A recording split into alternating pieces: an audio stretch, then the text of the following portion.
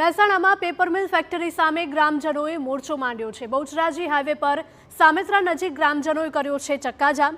Paper mill ફેક્ટરીના પ્રદૂષણથી ત્રસ્ત લોકોએ વિરોધ કર્યો હતો। પ્રદૂષણને કારણે ગ્રામજનોને ભારે હાલાકી થતી હોવાનો દાવો કરવામાં આવ્યો છે। છેલ્લા 2 વર્ષથી રજૂઆતો કરવામાં આવી રહી છે, છતાં પણ કોઈ નક્કર કાર્યવાહી ન કરાઈ હોવાનો પણ આક્ષેપ લગાવાયો છે। મહિલાઓએ રસ્તા પર ચક્કાજામ કરીને ઉગ્ર વિરોધ પ્રદર્શન કર્યું હતું।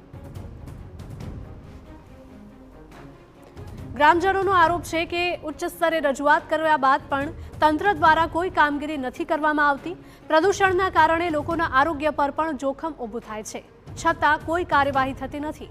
ફેક્ટરી બંધ કરાવી તેના માલિક અને મંજૂરી આપનારા અધિકારી સામે પણ પગલાં લેવામાં આવે તેવી લોકોની માંગ છે।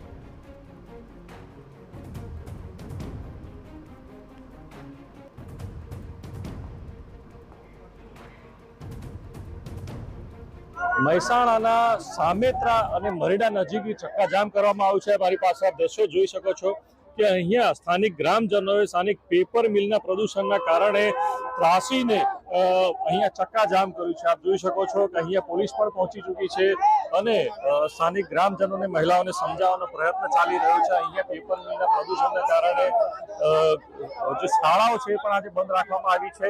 સ્થાનિક મહિલાઓ સાથે વાત કરીશું। પ્રશ્ન છે કયા? અમારો પ્રશ્ન ફેક્ટરી છે। 2 વર્ષથી મેં દરેક જગ્યાએ રજૂઆત કરી છે, કલેક્ટર કચેરી, સીએમ ઓફિસ, પીએમઓ ઓફિસ પર 10 વખત 2 વર્ષથી અમારી રજૂઆત કોઈએ સાંભળી નથી। પહેલા તો મારી સરકાર નમ્ર વિનંતી છે કે આ ફેક્ટરીના માલિક સામે ફરિયાદ નોંધી કડક પગલો લેવામાં આવે, કેમ કે એ ફેક્ટરીના માલિકે 2 વર્ષથી 10,000 પબ્લિકના આરોગ્યને નુકસાન પહોંચાડી છે।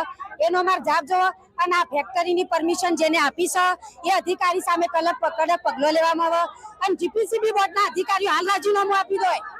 સરકારના પગારથી સંતોષ નથી તો એ લોકોના રૂપિયાથી ખિસ્સા ભરીને એમનું સરાહના કરું એમની, એટલે સરકારને અને કલેક્ટર સાહેબ ને કીધે આવો તો ફેક્ટરી બંધ કરે તો આવજો ને બધા માર ખાઈને જશો।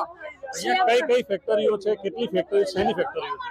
એ જે ધુમાડાને કાઢે છે એ પૂંઠાની ફેક્ટરી છે। એક જ ફેક્ટરી નુકસાનકારક છે, બીજી કોઈ ફેક્ટરી નુકસાન કરતી નથી, જેના લીધે પબ્લિકો બીમાર પડે છે અને કોઈ અમારી સલાહ સાંભળતું નથી। છેલ્લા 2 વર્ષથી અમે થાકી ગયા છે, કોઈ જગ્યા એવી નહીં સીએમ ઓફિસ સુધી તમે ના ગયા હોય, એટલે બને એટલું ફેક્ટરી બંધ કરો, નહીં તો કઈ હાના થાય તો કહેવા ના આવતા પછી એમના।